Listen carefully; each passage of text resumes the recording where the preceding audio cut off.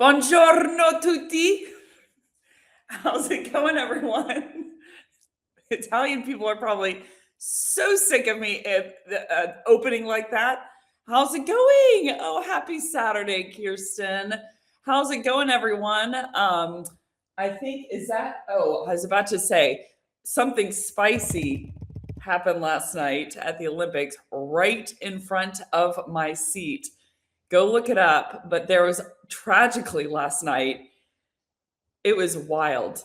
Basically, in the short track, there's six people who race short track for in any given heat for it was the women's 1500 meters. So they did quarterfinals and semifinals and finals. And in the semifinals, I want to say it was either semifinals or quarterfinals, they're coming around the corner like they are now.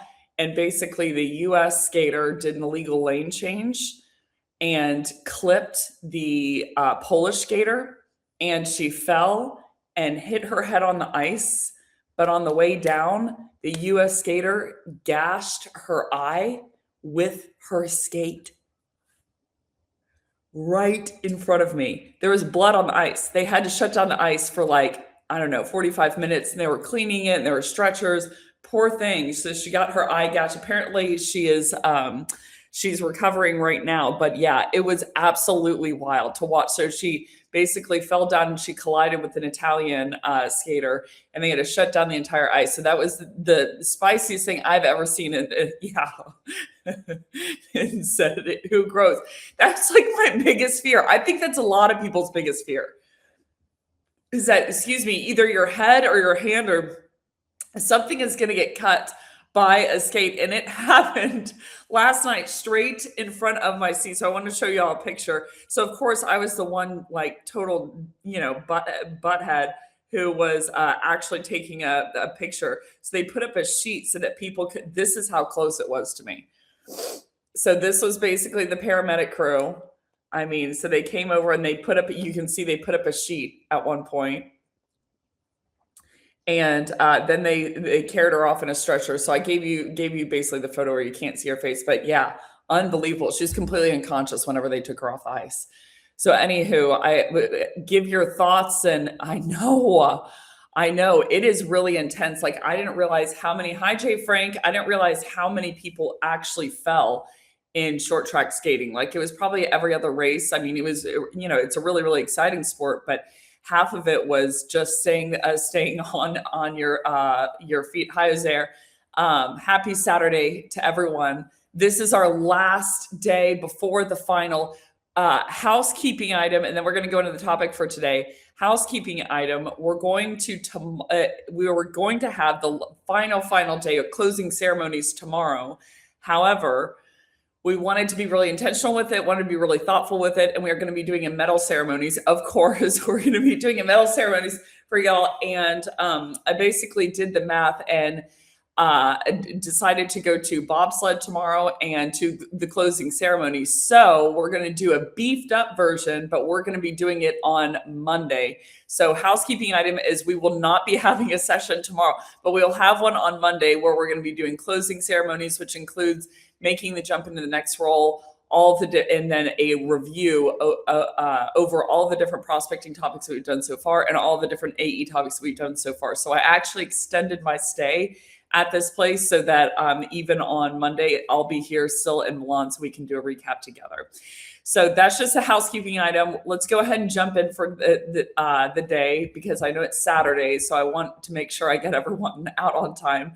So today, the last topic is going to be on deal reviews, forecasting criteria, and deal stage criteria. So essentially all of the different mechanics of the CRM for an account executive. By the way, I put on my Armani hoodie today because I'm like, okay, let's have some respect. It's the last topical day, so I have to wear Signore Armani during the last session. Anywho, okay, so let's just jump in with lap one. But this is basically going to be very RevOps heavy, very AE heavy, or a very technical components heavy.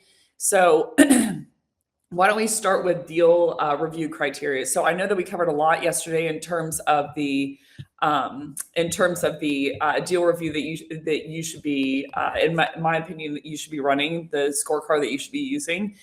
But in terms of deal review, I would make sure, again, that the metric or the rubric is central and that it's objective in nature. That's the Canadian guy that got disqualified, actually, in the background. Sorry, my head's all over the place today. So, in terms of the deal review card, I would make sure it's in a centralized place, and I would make sure that all the criteria above all are objective, meaning you're asking objective questions, meaning it's without feeling and without subjectivity of adjectives or adverbs, good, bad, high, low. Did the call go well, for instance? Like, that's a very subjective question. Did it go well to them? Did it go well to you? Did it go well to, who's the judge there? So if you said, did the call go well? That's a question that they can't answer. They'd have to answer according to their own knowledge, which is the problem with the question. But if you said, did the call extend past the given time? Like, did the prospect ask to extend the call? That would be a sign, that it went really well. Or did they talk about how they would hypothetically want payment terms to be organized? That's a call or a sign that it went well, but it's not a subjective sign that the person, rep can answer yes or no to that question, but they can't answer in all objectivity a yes or no, or a description on did a call go well. So in terms of the deal review criteria that I would measure, I have it down into 5 brackets. I'm just going to start rattling some stuff off so that we can, you can get some traction here. So the first thing that I would measure within deal reviews is the percentage of summary points are about the client. That were about the prospect versus were about your company. I would measure those in a digital format. It's something objective that you can track, and I would put it within the CRM. The reason that you want to put all this stuff in the CRM is because you want to track it over time. Well, you want to track it over time, and you want to be objective over time. See if it's what kind of themes you can see. Is it increasing? Is it decreasing? Are they getting better? Are they getting worse according to an objective term? But the other reason is reporting, if done well, should live in the CRM, in my opinion. And the reason that it should live there is because you should, in my opinion, have as few consolidated points of truth as possible. So the more tech that you have and the more points of truth that you have, it's not the more tech that you have, but the more places where reps have to put something in a manual field or are looking to as points of truth, the more human error that you're going to have. So in terms of the CRM, that's the ideal place for it to live, not only for a consolidation perspective, but also from the perspective of then you can very easily link it to was this closed won or not. So you can see whether your trends actually match the results or whether they don't match the results. And then you can rethink the deal review card.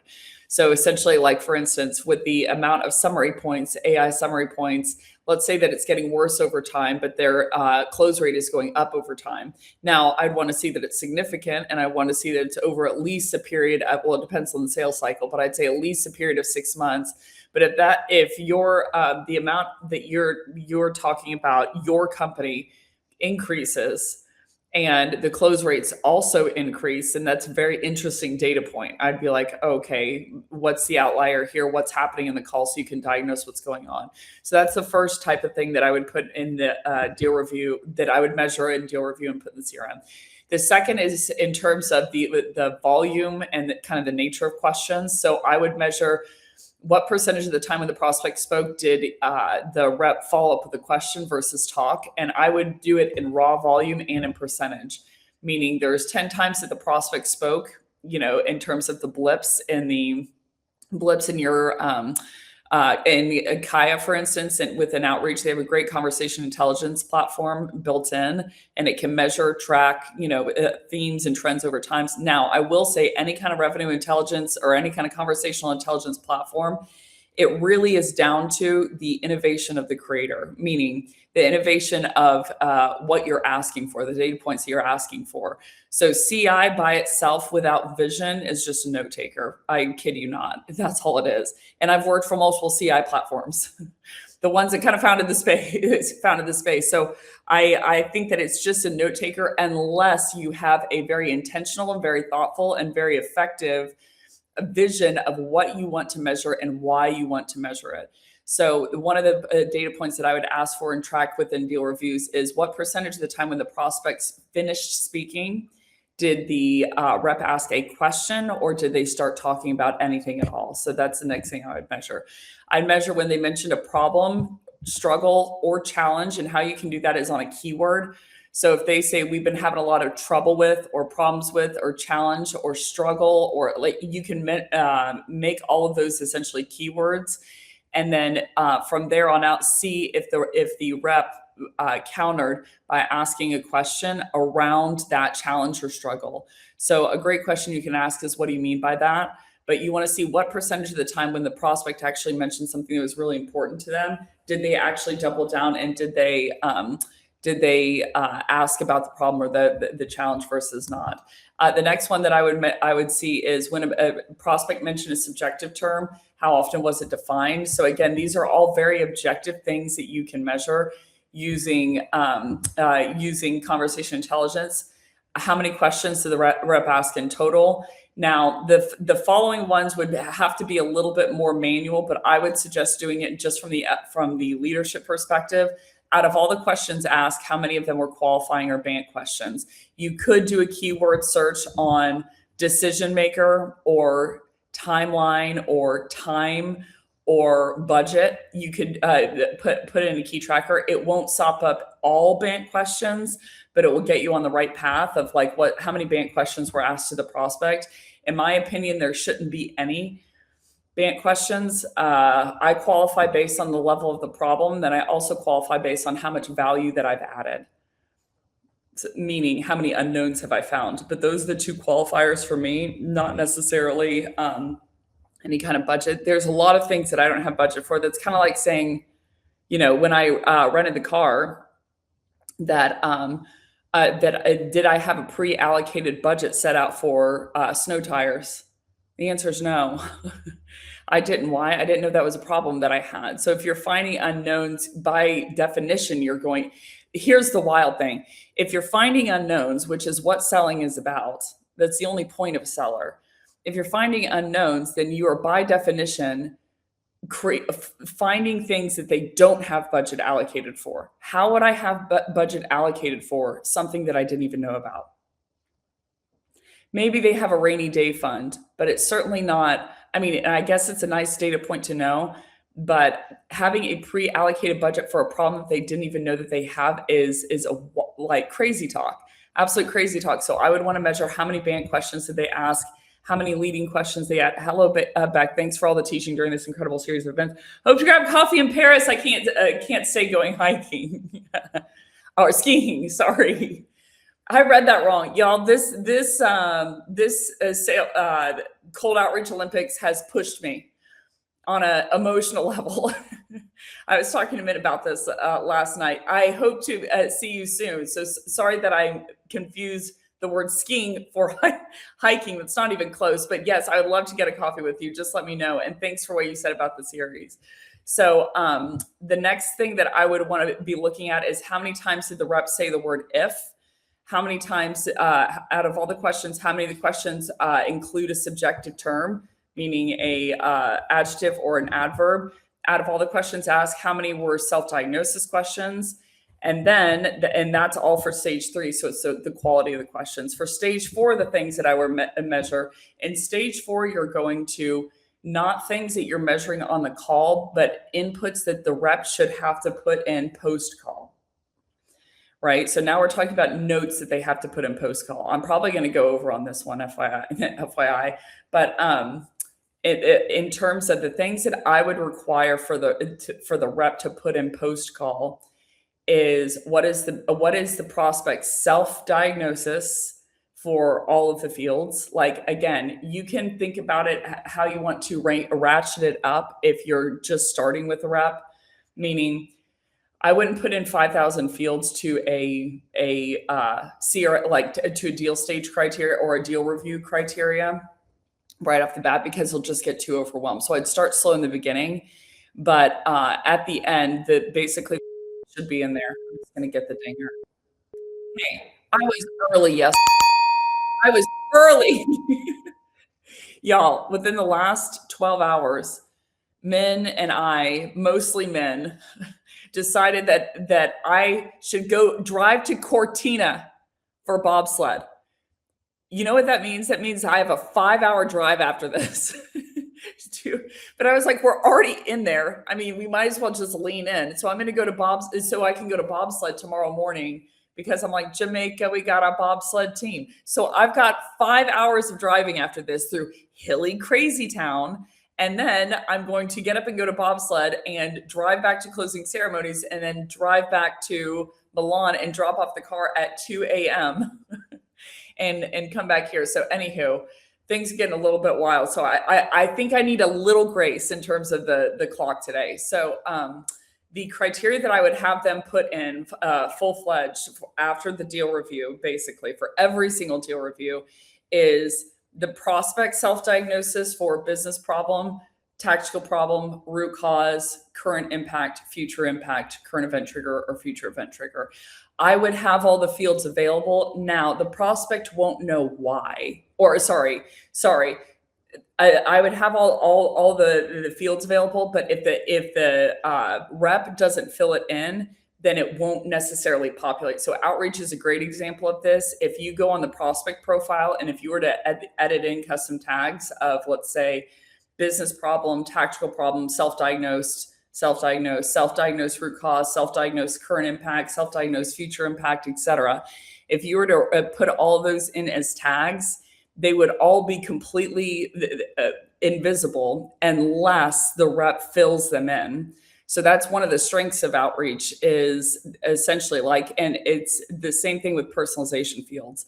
Like I have all of my tags built in to my outreach instance, or basically it would say for the personalization fields, hypothetically, you have 55 buckets. Articles that they wrote, articles that they, webinars that they were on, speaking events that they were at, comments that they made, likes that they made, et cetera, 55 criteria later. I have all of those niched in as tags before RevOps throws up, hear me out. All the tags are in there, but unless I hit edit and fill in the field of this article that they wrote, then that's the only one that populates to the top.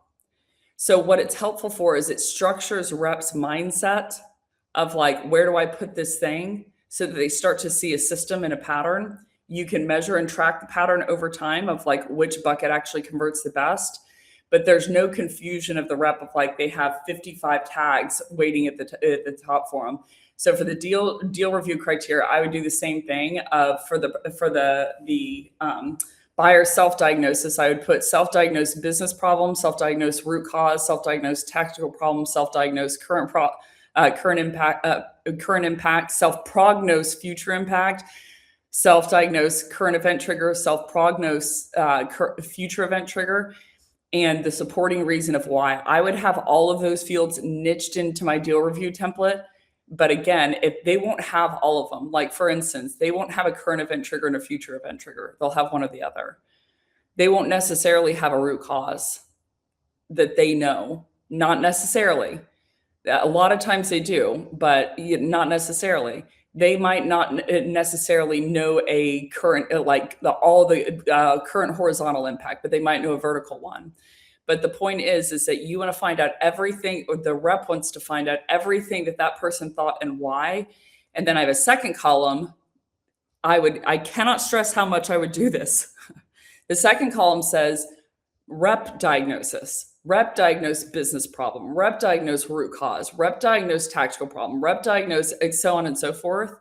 And then the third column would be what's the difference? And I would make the rep fill that in. And the reason being, it will help them get to know over time of like, if number one, that I'm not even getting the business problem for the prospect. Most reps aren't getting it, and most reps don't know it. That's what this deal review template should cause. Is they're like, oh, I had no idea I wasn't getting the business problem. And I'm like, if you left the call without the lagging indicator, goal, and achievement, you don't have the business problem. You just don't. Right. And so it can cause that. It can also cause them to understand of like, oh, I haven't developed my own diagnosis, But the third piece is, look at that, they just wiped out. The third piece is that they will understand very heavily that there is no difference between what the rep believed, what they believed as the rep, and what the buyer believed. That is inherently valuable, because if those two aren't different, there was no point to the call. Period. There just wasn't. There was no point to the call. So that is all the stuff I would measure in the deal review. Is I would measure business problem, tactical problem. Yes. Robert, you read my mind. Everyone give it up for Robert. And how do you, so he asked, do you apply any type of weighting for the criteria? And how do you address objective criteria that has qualitative factors? Word count and email doesn't address effective wording. That's a great question. So I'll answer the former first. So the former question is, do I weight? The answer is, so what he's talking about is, within deal review criteria, are there any that I weight more significantly? Here's something that's absolutely wild, Robert. I have seen someone who acquired a analytics platform, and they essentially, one of the biggest mistakes of these platforms, which the reps know right away, that's why they don't use it, is they just think it's full of BS, which it is. It really is. And one of the signs of that was, if you just filled in the business problem, let's say for this platform, brought to you by Coke Light. If you just filled this in, it instantly went up from a 20% forecast to an 80% forecast. And I'm like, whoa, wait, time out here. It depends on the size of the business problem. Yes, but just you filling in that field made it jump from 20 to 80. I've also heard of several different, let's call them universities, that have been using tech around email, measuring how effective an email was. And they would change like 2 words and it'd make the statistics jump all around, because it was based on nothing. So I do weight, but how I weight, there's no well, I'll put that aside for a second. How I do weight is I take into account the size of the business problem, but especially I would measure the size of the business problem, the size of the root cause and tactical problem. Those are negatives, because that is what the prospect has to change, right? So the bigger the change in root cause doesn't mean thumbs up to me. It means thumbs down to me. It's the higher the price tag for the prospect of what they have to do. But the impact is, does the impact outweigh that? So I would measure from a quantitative perspective, what is, and I would weight accordingly, what is the impact? What is the current evidence, current impact of the business problem? And what is the future impact of the business problem of what they know and also of what they don't know? Misdiagnosis and misdiagnosis. If this doesn't outweigh this, you have no sale. If it's, and the other one that you have to keep in mind, you can't measure this, but you can affect it, is the likelihood that they believe they're going to be able to do something about it. That is the number one thing that is going to prevent them from buying. And the only thing that makes them sure that they can, the only thing that reassures them or doubles down on the credibility in the buyer's head that they're going to be able to solve it, is you finding unknowns. So I would measure, first of all, what is the business problem, tactical problem, and root cause? Second thing, from a weighted perspective, what is the current impact and future impact? Self-diagnose and your diagnosis. And then the third field is I would measure the size, the adjoining impacts, and the number of impacts of the unknowns that you found. That will give you a measure around how much credibility you have, how much resistance you're probably going to have with the buyer in the deal, and how much fear they have. Like, you won't be able to assess their fear, but you will know how much you affected it, if I'm making any sense at all. If I find 3 impacts that they didn't know about, all of a sudden they're going to be more sure that, number one, they're going to be successful in solving this, because now they have 3 more unknowns that now they know. But the other thing is you have credibility in the deal. So it increases the likelihood that they'll do something about it because it reduces their fear, and it increases the likelihood that they'll do something about it with you because you are the one to you are the one to solve it. So I would measure for sure from a weighted perspective, and I would look at these fields and weights. I mean, again, and this person who acquired an analytics platform, I'm like, they're in sales training.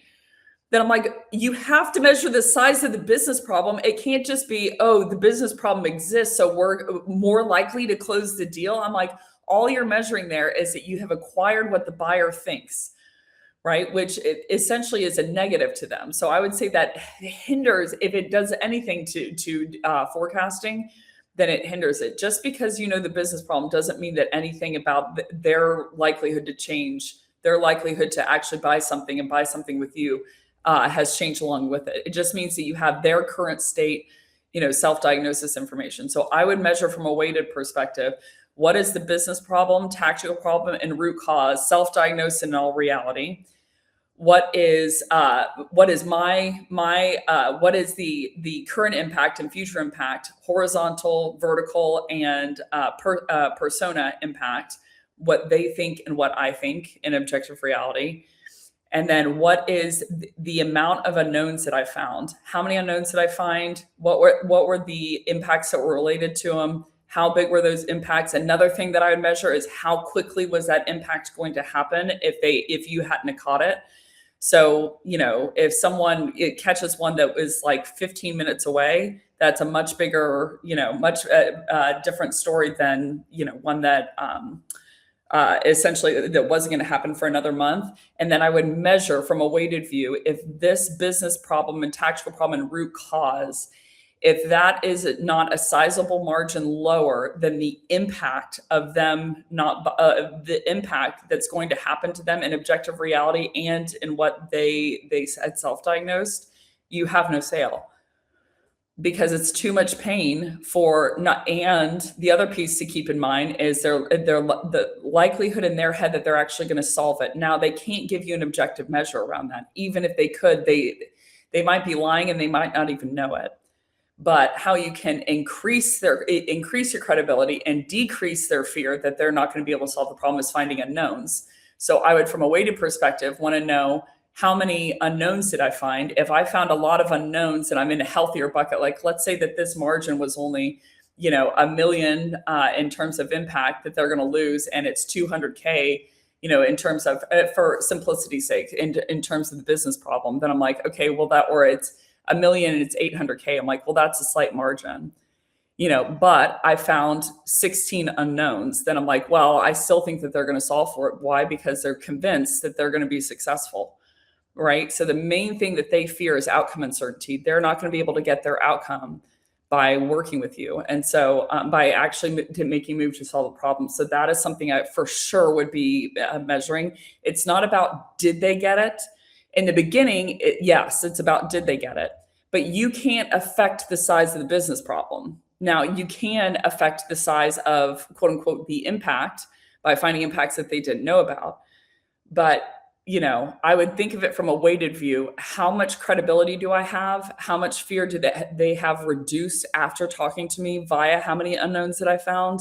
And then what is the difference between the headache and the risk that it's going to take to solve this and change it versus the headache and the risk and the things that are going to happen to them if they don't? And I would view all of those weighted. Not viewing those in a weighted manner is bananas. It's freaking bananas, because it doesn't matter if I have those in the beginning. Yes, it just matters that the rep got the business problem. I'll agree. But in the end, it's not did they get it? It's did they get it? And where is it at in relationship to the impact? Because if the impact is less expensive than the business problem to them from a cost view, they're never going to solve it. If it's close to it, then, they're going to solve it a little, and they're going to put a little bit amount of budget depending upon the amount of resources. So great question. I do wait. I don't wait in terms of 2x for the business problem, 3x for the current impact. I don't wait in terms of that. I wait in terms of the actual size delta and gap that is created by the criteria that I just mentioned at hand. So long question, long answer, but very interesting topic. So let's go into lap 2, 20 minutes later. Okay, so, well, actually, we actually kind of covered this already. So this one would be a lot shorter. What to ask the AE for a call after the call for a deal review. I wouldn't ask them for a narrative. I wouldn't say what's going on in the deal. The quickest way to make the coaching call or your deal reviews completely ineffective is to ask the rep what's going on with Oracle. They'll go, yeah, but, and then you'll just get vomit. You'll just get vomit. And to their credit, sometimes it's vomit they believe. But that's not what I'm interested in. What I'm interested in is two things. What is actually objectively true in the account, and what was the rep's ability to acquire that information. So after the call, the things that I would ask the rep for is, like I said, business problem, tactical problem, root cause, current impact, current event trigger, future event trigger of what the buyer self-diagnosed, what their diagnosis is, and what's the difference. Those are things that you cannot. Here's a great example of, and everyone says in conversation intelligence, I can replicate your top performer. No, they can't. Beyond a shadow of a freaking doubt, no, they can't. Because if they could, you would see completely equal quota attainment at their organizations, completely equal, like meaning you would replicate it. Essentially, which is the swing is like 90%. I've looked under the hood of every one of them. So the point being, I would use, here's a great example of something that conversation intelligence cannot capture. It could hypothetically get you on the way of like business problem, let's say. If you were to marker in your CRM that the persona is a CFO, I would be interested in the amount of times that the words were asked gross profit margin. How many times were they used by the rep? And how many times was it used by the prospect? If the answer is 0 and 0, you're in trouble. They don't have the business problem. So you could hypothetically do that one. But where you start to get really tricky is root cause, tactical problem. Did the rep say it? Did the buyer say it? So you know if it's a self-diagnosis or if it's a, like, let's say that the seller asked, how many emails are you sending per day? And they're like, so the amount of emails that we're sending per day, let me look. That means it's not a self-diagnosis because they haven't looked at it, right? So it would get too complex. But the things that I'm asking them for are those three key pieces. Now, you could take a look at specifically with business problem and specifically on a persona level. It would be an interesting tracker to understand how many times did both parties mention that metric. It's the fastest way to find out once you get past stage 1 and stage 2 and stage 3 in terms of are they talking, are they doing all the talking? Number 2, are they asking questions, and what type of questions are they asking? That's what stage 1, 2, and 3 is. But stage 4 is what information did they acquire? So I would be interested for that persona, how many times did they say, and did the prospect say the key trigger word of that prospect's lagging indicator? But you're going to have to break it down on a lagging indicator per persona basis. So you'd have to, I'm not saying it can't be done. I'm saying it'd be a little bit trickier, of like, you would have to have tight rules. Here's the thing. This all sounds very nerdy. However, I would say 98% of my efficacy as a leader was based on rules within CRM, rules within sales engagement, routing rules. It's how I was smoking everyone else out, candidly, just establishing, using AI to do the thing that AI is supposed to do. It's like, I want to know how many questions were asked on this call. Here's a wild thing to know. All the conversation intelligence platforms out there, when they're reporting on their data, okay, whatever. Okay, when they're reporting on their data, not one of them has a report on how many questions are asked. That'd be something that's interesting to know. is how many questions are asked on a call on average. I've looked into it. Or if they do, it's hidden. It's hidden somewhere where I cannot find it. And I have scoured through of like, now they give you potential bans of whenever they get into the range of 9 to 14 questions and they start to see it, and it's correlative data and it's not based on anything real.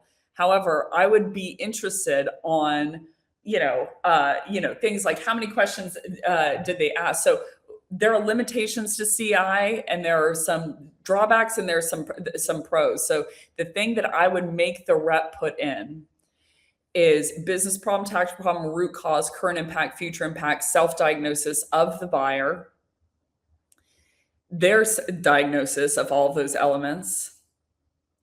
If there are several of these missing, meaning there's a future event trigger but no current event trigger, that makes sense.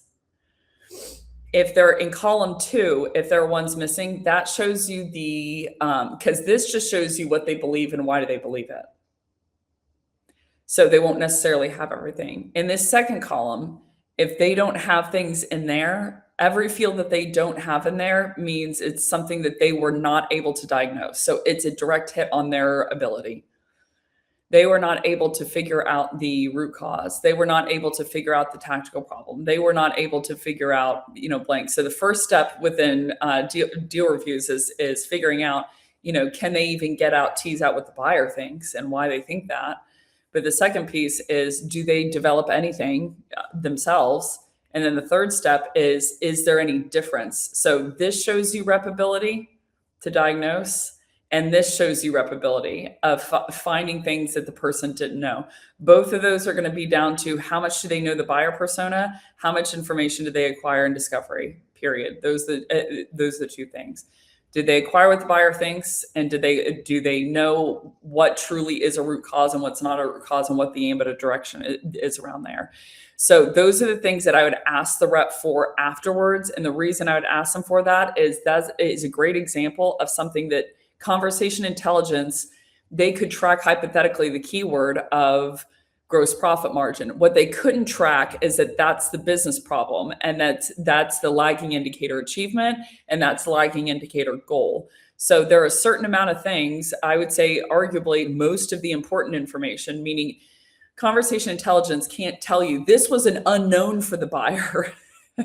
Like hypothetically, you could do it on, like question, really, like words like that, but it wouldn't work. It just flat out wouldn't work. There is no year, 300 years in the future that will work. It just period.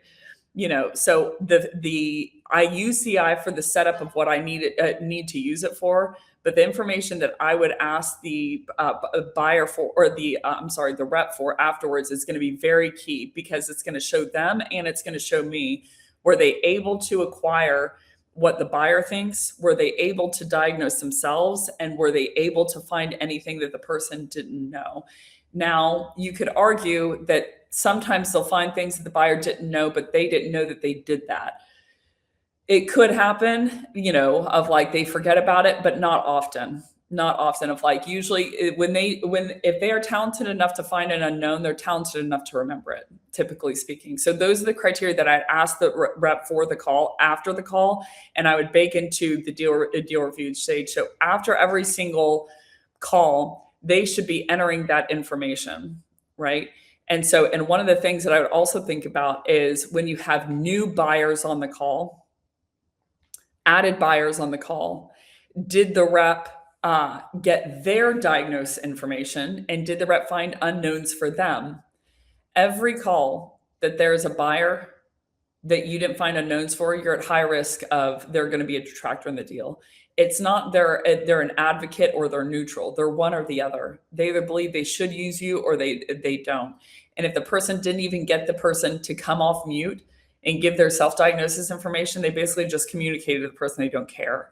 So I would, for each call and for added buyers, I would want to know how many did I get the self-diagnosis information, and how many did the rep find unknowns for? The more the better, obviously. If there's too many buyers, I would lump them by group of like, these are all in sales enablement, so on and so forth. But I'd be very interested to see over time, and as buyers were added, Did they find unknowns for them? Because that can be a huge problem of you win you win individually, but as a group, you win the group, but by the way of winning the individuals within the group. What I mean by that is like you have 100 Skittles, you don't just win the whole bag. You win, let's say 60 of the 100 Skittles, and then that tips the bag in your favor. So, like if you have 20 buyers, you don't win all 20 buyers as a group over. That's just not how it works because they all have different buyer personas and they all have different things they're going to solve for. And so they all need different pieces of value as confidence that they're going to be able to solve their problem by way of you finding unknowns. So if you find 5 unknowns for one buyer and nothing for everyone else, I'm like, you're going to lose that deal. Probably to competitors because you have 19 buyers in there who you haven't done anything for. It doesn't matter what you've done for other people. It matters what you've done for me. What have you done for me and what have you done for me lately? Okay. Men, was there a comment that Kirsten had earlier? I saw that you pinned one at one point, or is this the comment? Yeah, okay. It seems to me that if you only focus on a C-level business problem, there could be other products or ways to fix that, like a hospital that ditched buying equipment to build a new parking lot. Problem they were solving was more patience. Okay, so keep the Robert comment up. The higher level you are, the more of an indicator or sign to you that you're not on the lagging indicator of the persona in front of you. I cannot tell you how many, and I mean this, I'm laughing because I'm just staring at these people when this is happening. People will link in their head, the business problem is always revenue. They're like, oh, well, they lost revenue because of customer churn, or they lost revenue and customers churned. So it's going to impact their how much money they can get and can they IPO. And that is the example. And that is what they're after in every conversation because we in sales are measured on revenue. So they assume falsely that every buyer persona, that is their business problem. And I just stare at them while they're doing it. I'm like, the only thing that you're proving to me right now is that we are more narcissistic than I thought. It's like we assume that everyone's business problem is our business problem. I'm going to give a short example. Please excuse, who it's essentially dogging. But there's this Reddit channel that basically says crap Americans say. And it's real stuff that Americans have said. And at one point, someone had posted online. They're like, "Yeah, so I got into France and I said blah blah blah, and they wouldn't even respect my First Amendment rights." And I'm like, "Because they don't have the same First Amendment, Brendan. They're French." So, point being, we view the business problem according to revenue because we're in sales. So I would say, Kirsten, kind of to your point, the higher level the business problem is, you have to keep in mind a business impact, how it impacts the business does not matter unless they own the business or like on the board for the business or the CRO. If I'm a marketer, like a frontline level marketer in an enterprise company, it does not matter to me what is the business impact of this thing. Why? Because I'm not running Oracle.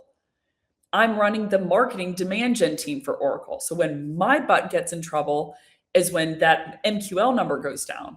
So any kind of the higher level number that you're going after or seeking after or thinking that that's going to be the actual solution, that's the actual business problem, the more of a key sign that you are bereft of the actual business problem and that you are on these high level metrics that make sense, I guess, hypothetically to you as the seller, but are not their numbers within their role. Their lagging indicator is going to be per role. So again, unless it's CRO or CEO, then business impact of, how much market share the business has, like run this math in your head. An IT director caring about the stock price at Oracle. I mean, we're talking about someone, I mean, hypothetically, I guess, like unless they have a ton of stock in Oracle, or unless there's some, again, side impact, that is not going to be their number. So it's always going to be hinged around what is their lagging indicator number and what are the effects of that number being pushed out. Okay, so Robert, Kirsten, that seems to indicate that they are risk averse. Both solutions are required, but the parking lot has fewer unknowns. Missed opportunity. I'm kind of confused on what y'all are saying.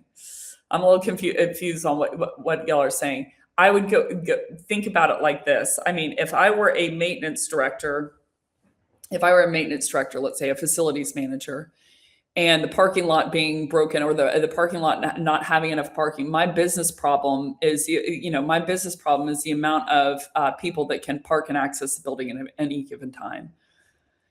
Now, let's say that the goal is that we have a patient load of 500 on average, and right now we can only seat 300. So right now I have a 200 delta of patients that I cannot give parking to.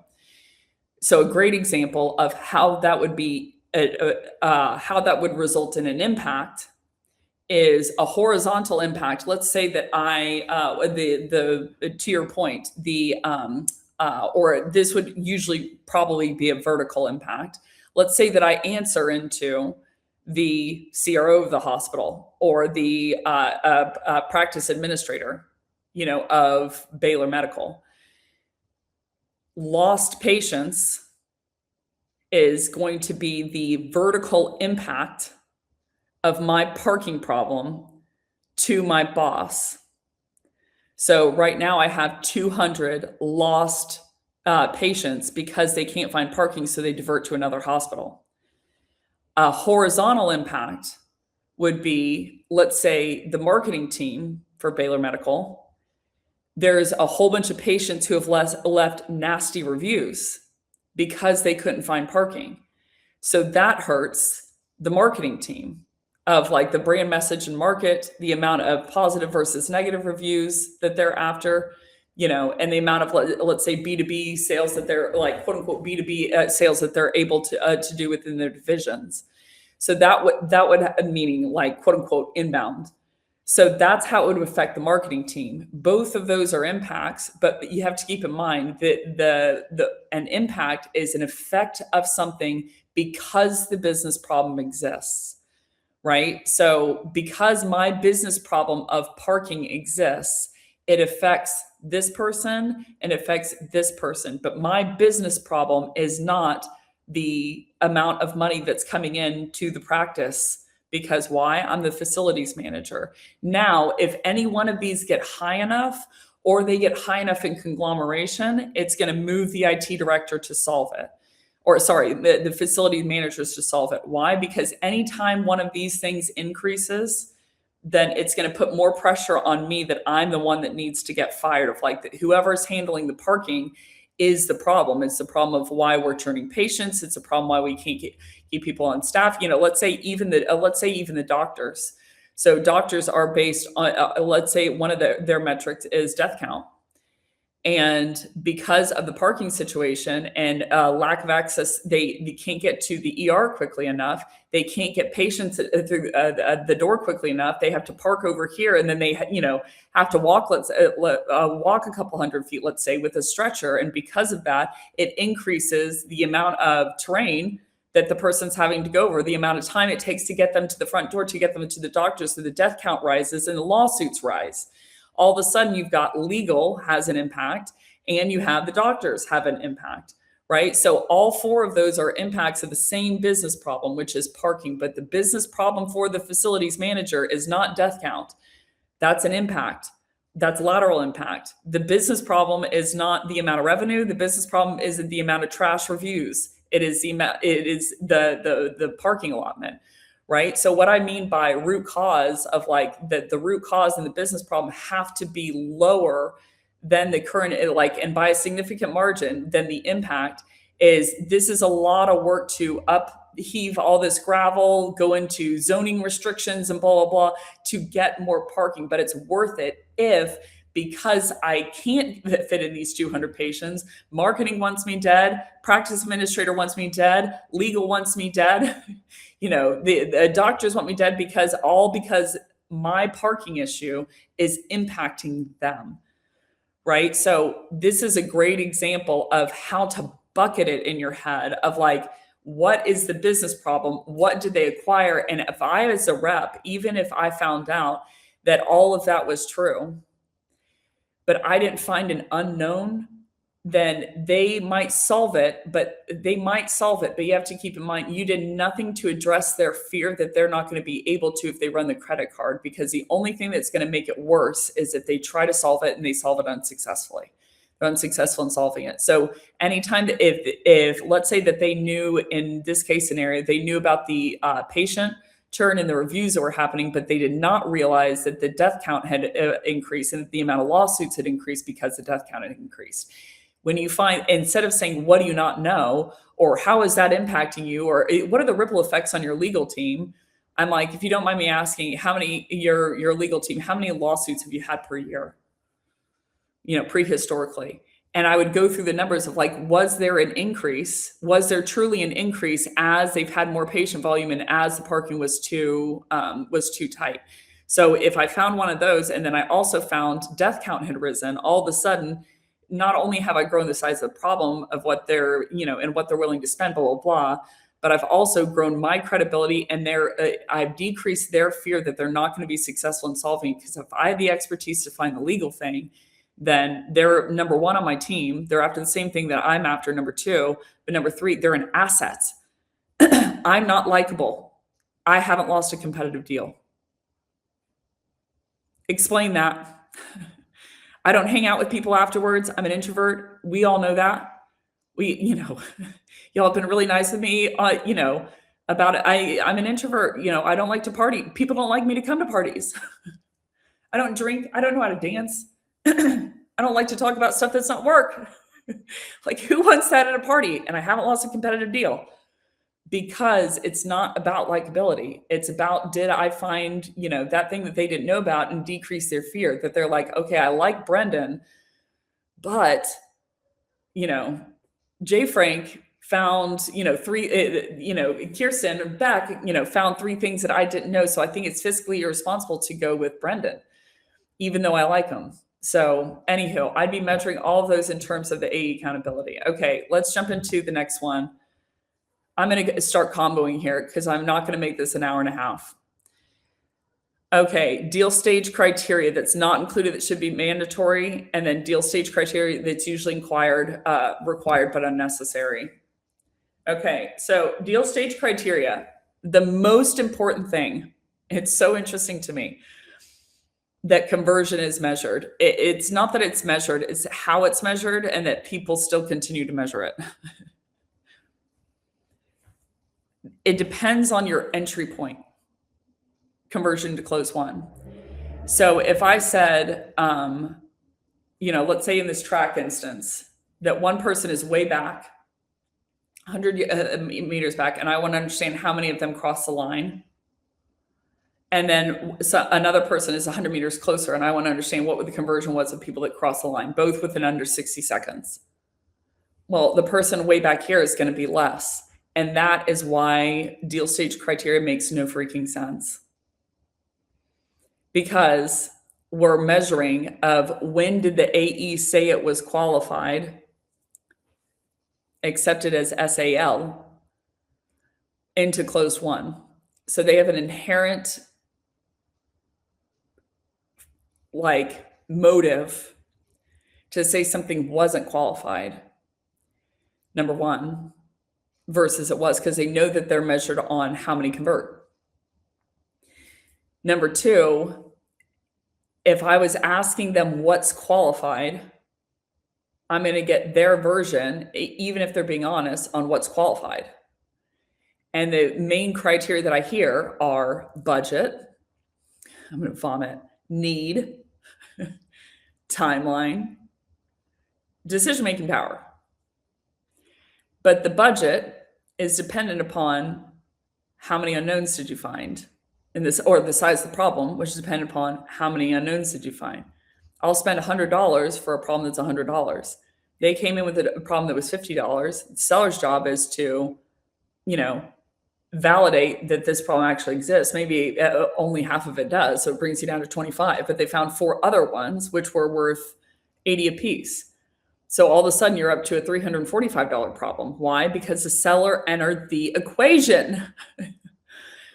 So, in the amount of timeline that they'll that they want to do it in. How quickly did I want to buy a car with snow tires? Never. Not quickly at all, Brendan. But then when she found an unknown, I'm like, today, I need them right now. So all of those bank criteria, all of the if you're asking a rep, was this qualified? The one that kills me is need. I'm like, well, what do you mean by need? Because most people talk about solution. They're like, well, they need my sales engagement, or whatever it is. It's what problem needs to be solved and what's the urgency behind that, which again is created by the seller. So the problem that I have with asking a seller, is this qualified, especially according to that criteria, is you're like, no, this person doesn't have enough money, but the person does have money. They're just not going to spend it because the problem's not big enough, but they actually have a grueling problem they didn't know about. And you're asking the seller to convert. They're like, not qualified. Right? So it depends on your starting point. If you want to measure conversion, you have to make it objective of your starting point.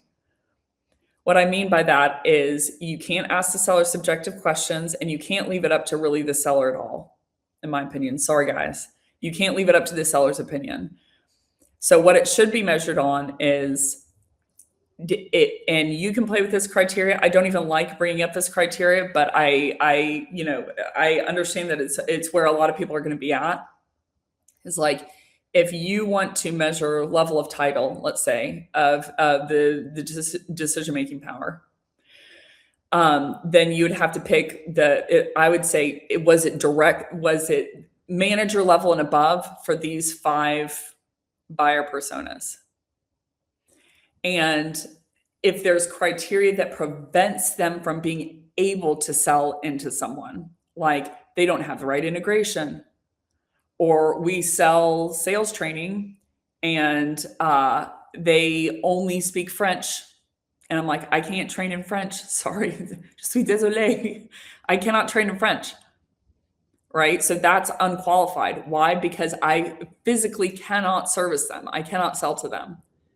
So when I'm thinking of the deal stage criteria that doesn't matter, that most people think does, is there like budget, need, urgency, timeline, authority, access, decision-making power. That's what doesn't matter. What does matter is how many unknowns have I found. If I have not found any, it does not matter how pre-baked, qualified they came in. I've done nothing to help that. I've only done things to hurt it at that point in time, because there might be a seller on the other side who's actually able to do that, that's one of the competitors. Plus, you've lengthened out the time and reassured to them that you're not going to be able to be helpful in terms of them being able to solve the problem. So the deal stage criteria, I would remove from your vocabulary are budget, authority, need, and timeline. People are going to scour me online, but I'm like, you got to get rid of them all. It does not mean, I've seen a lot of people say, if we can get people into stage 2, then we have a 90% conversion rate then into close one. So they're like, so the goal is we need to get people into stage 2. And I'm like, that is not how statistics work. So they try to get everyone into stage 2, and then magically, instead of everyone closing, just their conversion number from stage 2 into close 1 dramatically drops. Why? Because they thought that the goal was to get people into stage 2.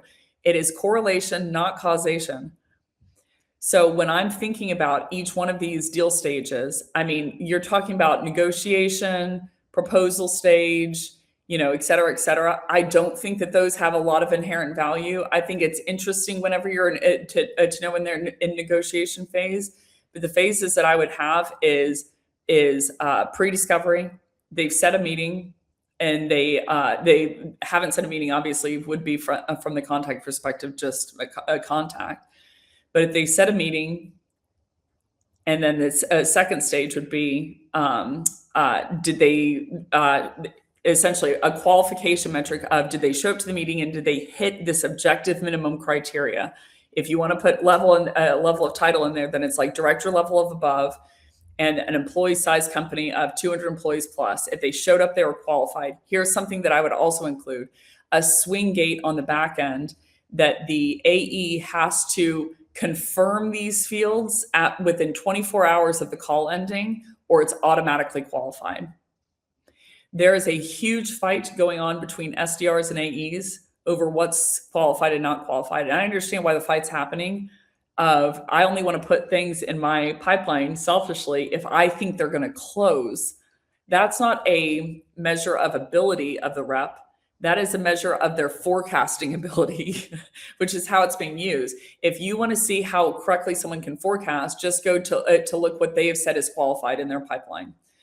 Right? Because they're not forecasting what's qualified, or they're not putting in there what's qualified. They're putting in there what they think will close, which is not one and the same thing. What a good conversion metric should measure is your ability. So that needs to include all at-bats. So I would put a minimum criteria of, if you want to do title, again, you're like manager level and above, it has to be at these, and it has to be something that the SDR could have called ahead of time. You can't tell if they are the decision maker. You can tell if they're a director level of sales operations, for instance. So it needs to be hard criteria of like, the SDR's job is to book 500 employees or more that have director level and above of accounting, finance, and operations. So if the SDR books someone and it's only 100 employees, then okay, it's DQ. The SDR doesn't get credit. But if that person shows up and it's a director level and above and it's 500 company and above, then they get credit.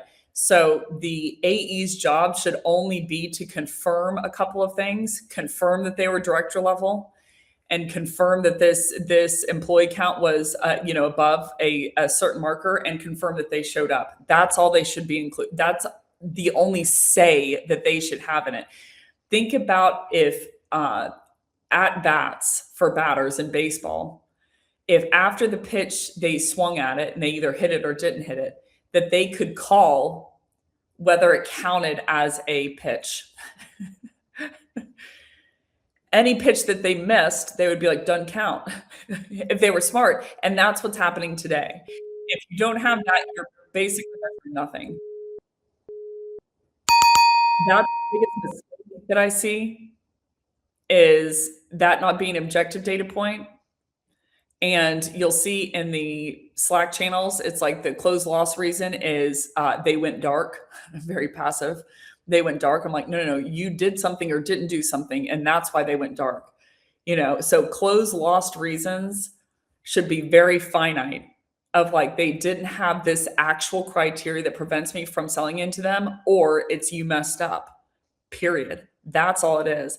One of the things I would look at is for each stage and for each buyer, how many unknowns did I find? So it will help you understand what is one of the things that I could change to alleviate the situation. But that is the criteria bay. Okay, so that helps. That's lap 3 and 4. So yeah, okay. Let's quickly go into lap 5, overlooked forecasting criteria that usually predicts the likelihood of close. We've hit it hard, but I'm going to hit it one more time. The overlooked forecasting criteria, what you should be forecasting on is the size of the impact versus the size of the business problem and root cause, and how immediate it is, the proximity of it. And so, and you should be looking at it of like the forecast criteria I'm looking at within the CRM is like, well, how high is the impact? How big is the impact? Persona, vertical, and horizontal. And then how big is the business problem? If the business problem is huge and the impact is small, I would forecast low. I'm like, it's probably not going to happen. So I would keep those in mind. And then the other thing I would keep in mind is, how many unknowns have I found? How big were they? How close are they? How immediate? How quickly did I find them? How impactful were they? And how much material did I send over in the meantime to help them solve this without me? That's what I would be looking at from the forecasting perspective. If I haven't found those, I would still forecast low, because I think that they might do something about it, but the thing that's going to gobble them up is fear, a la indecision, a la jolt effect, is fear that they have outcome uncertainty. So the problem might be big enough, the impact is high enough, the business problem is low enough, in relationship to it, but they're afraid that they're not going to be able to do it, so they're just going to be worse off if they try. So if you don't have any unknowns that you found, number one, I would forecast low because it would impact my forecast in a quote unquote negative way in terms of how likely it is to close, because I think that they might be gobbled up by fear. And even if they aren't gobbled up by fear, I think that they might go to another competitor, or they might, who knows who they're going to pick. Why? Because I didn't do the things that I needed to do to make them sure that they should pick me, because I didn't find any unknowns. Right. So then you're just down to a price war. So the thing that that is always overlooked is the one thing that can combat deal slippage, people, ghosting you, people getting too afraid that they won't be able to do it, extended timelines, competitors coming into the deal, them playing tough guy on pricing, them holding back information. All of that can be alleviated by one freaking action, and that is finding unknowns. So the thing that I would certainly look at is those two in relationship to each other. If the business problem is higher up in the scale in relationship to the impact, then I'd say I would forecast low. But if the unknowns are high, then I would increase the forecast. So if I do anything well, I would say, people say I'm a shallow forecaster, meaning I'm like, it's not going to happen. Usually I'm dead on. Like 97% of the time, I'm pretty close to of what's going to happen is going to happen, because I'm keeping in mind all the different variables on, of what could be involved, or what something in execution happens versus in our heads and our minds. So I think that I'm a little overexerting in terms of, I've got a tinfoil hat on, but usually the numbers end up lining up in the end. So I would just say, keep in your head that the only dragon is not that they have digitally filled in the business problem. That means nothing. It means that you didn't cut them off. Maybe it actually can mean a negative thing, that you went after that information at their expense, meaning they know why you're going after that information is just to sell them. What does mean something is if the impact is high enough, if the impact is close enough, if the impact is high enough in regards to the business, in relationship to the business problem, and if you found enough unknowns. If you didn't find any unknowns, all of that math might work, but if they go with you, it's luck. It's complete luck, and it's something that they decided, not you. It had nothing to do with it. Absolutely nothing to do with it. If you weren't finding unknowns, not only your order taker, in my opinion, there is no point for the role. It could have been an email. The whole thing could have been an email, and they would have preferred it that way. So that is a deal slippage. That is a forecasting criteria that is always overlooked, that I would always include, is amount of unknowns that they found, and then in relationship to each other, how big is the impact versus the business problem, root cause, and taxation problem that need to be solved. Okay, lap 6, men. Then we'll close. Okay, last lap. Then we'll close, because I got to go to Jamaica. We got a bobsled team. Y'all, I'm going to miss you. Every night I look up, you going back and forth with men. I'm like, they're having fun in there. I like you too, Kirsten. I'm gonna miss y'all. I really am. Like, I'm looking at, like, my eyes are starting. Okay, I'm not gonna talk about this because I'm just gonna start to get emotional. I've had a lot of fun. Y'all have made this process a lot of fun. Really, you have made this process a lot of fun. I mean, just seeing y'all go back and forth with each other, and it really has felt like a community.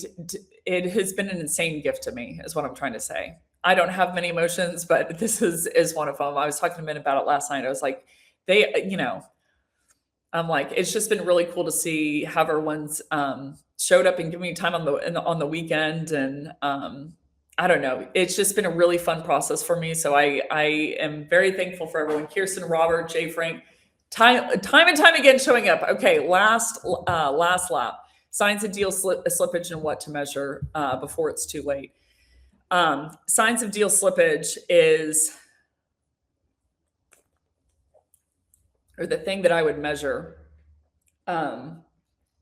Well, this is a side note, but anytime someone's saying nice words to you, you're in trouble.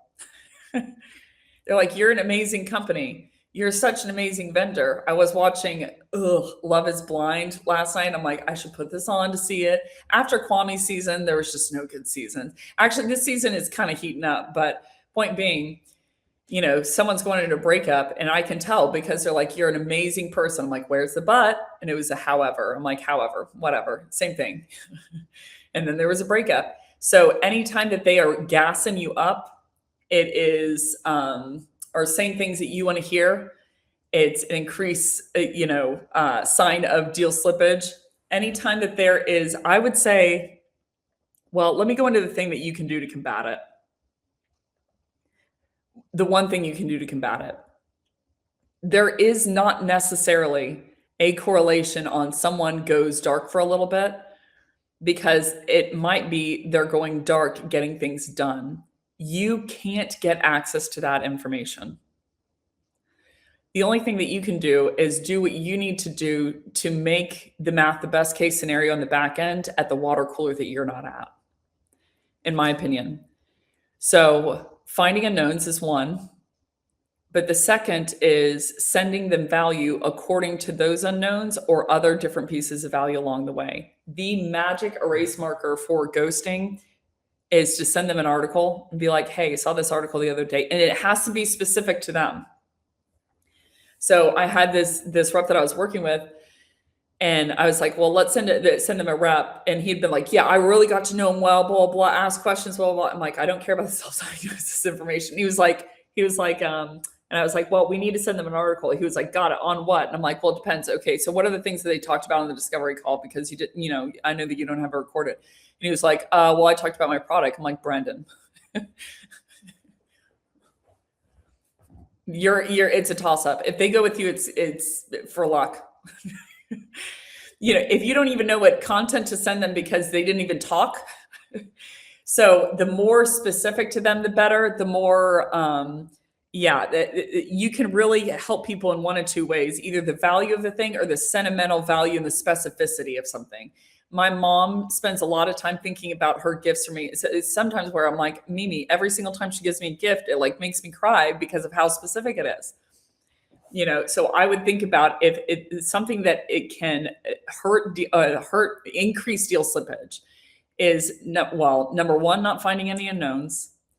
Number two, if you're not sending them any value in between, meaning they should be used to two things: that they get value on every call and that you send them value in between. And then the third one, and then we're going to close. The third one that is very important, that is annoying to me that it's important, but it is important nonetheless, is how quickly you follow up with how many resources you follow up with, and so on and so forth. I know someone who essentially made a promise in market the other day. They were like, "We're going to do this within an hour." And I got some spicy feedback from someone who was like, they never even jumped on the line. And this is like the 15th time that they've done that. That person has a lot of credibility from the perspective of they're smart, they know what they're doing, but they never show up and do what they say they're going to do, right? They cancel a lot. So that can hurt you unbelievable amounts, especially in the discovery process, because it's a micro communication to them of what it's like in the best case scenario to work with you. So I would keep that in mind, in terms of how quickly do you follow up? If you say that you're going to get a proposal to them by end of day, how do you? How detailed is it? How much data, how much materials do you include in it? That is going to be something that's going to be huge around deal slippage.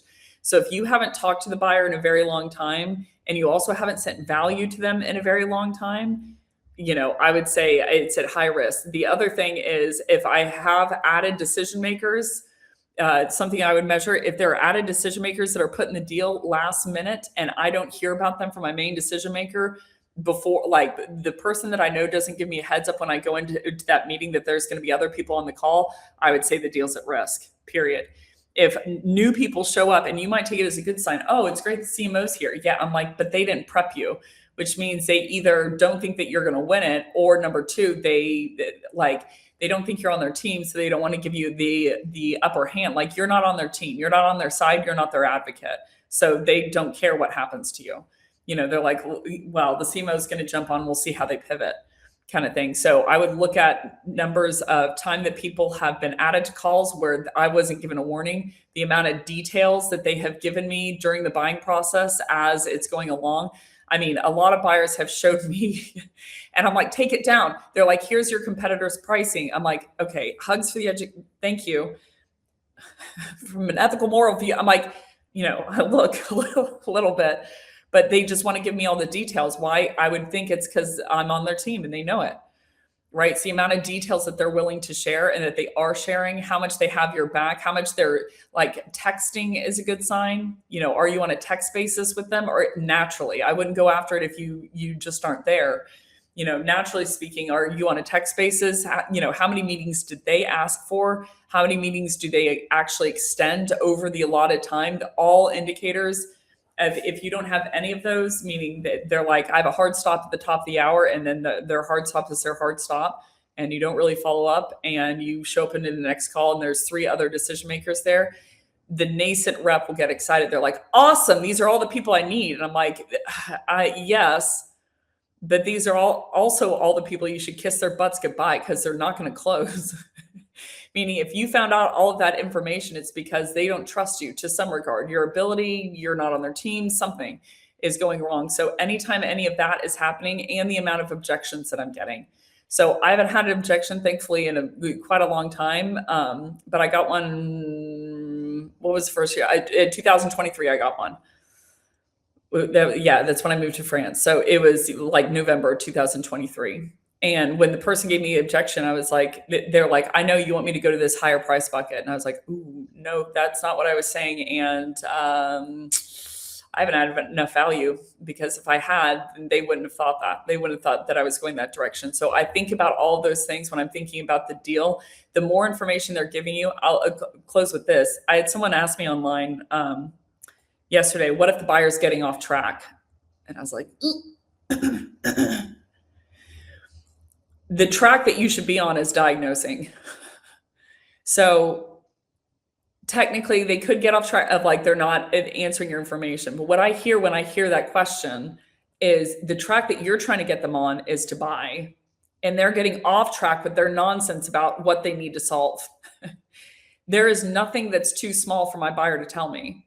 I want that to be the relationship, because yes, they're going to tell me some stuff that doesn't matter sometimes. Who cares? Like, if they're going to not tell me this bucket of information, or they're going to tell me this bucket of information, but 20% of it I couldn't use to help them, who cares? Give me the whole bucket, kind of thing. So I want to cause a relationship and forge a relationship that's based on trust, not only from a gender perspective, but also from an ability perspective. So we're viewing, the world according to the buyer's terms. They want to solve problems. We want to help them solve problems too. So we're both on the same team. So we can cross that line together. Neither one of us are off track. We're on the track together. That's it. Thank you so much for watching. That is day 16. Jamaica, is that Italy? That's got to be Italy. That is where I'm driving right now. So I'm going to get in the car and I'm going to go out to Cortina, because tomorrow morning is bobsled. So you have to drive there the night before. So I'm going to go to bobsled. I love cool runnings. I love cool running. So I'm actually really excited about it. So as a reminder, and then I'll let everyone go. As a reminder, no session tomorrow. I'll be posting some videos online of closing ceremonies and of bobsled. And then we are going to do the closing out on Monday, where we're going to have a medal ceremony, and we're going to we're going to have a medal ceremony, and we're going to do a rehash of all of the topics all together, and the key learnings, understanding, things that you hypothetically could take away from this series. So we're going to distill all of that down into a compressed format, and also go into, if you want to make the jump from SDR to AE, SMB AE to enterprise AE, or from AE2 manager, basically SDR manager, the SDR into SDR leader, how you can effectively do that. And then we're going to do a closing medal ceremony. So thank you so much. I'm going to miss y'all tomorrow, but I will see you on Monday. And tune into Bobsled and Google the Polish girl. Poor girl. Yeah, and it was our illegal lane change too. But anywho, so I'm going to use my turn signal. So I'm going to use my turn signal. So I'm going to be staying out in Cortina tonight. That's why I'm driving out there tonight, so I don't have to. Yes, I will drive cool. I'll keep a level headed. I have been getting more Italian in my driving. I have noticed that for sure. This has been coming out quite a bit. So I will see y'all on Monday. Thank you so much for coming today. Happy Saturday. And I will see you in a couple days. Ciao, y'all.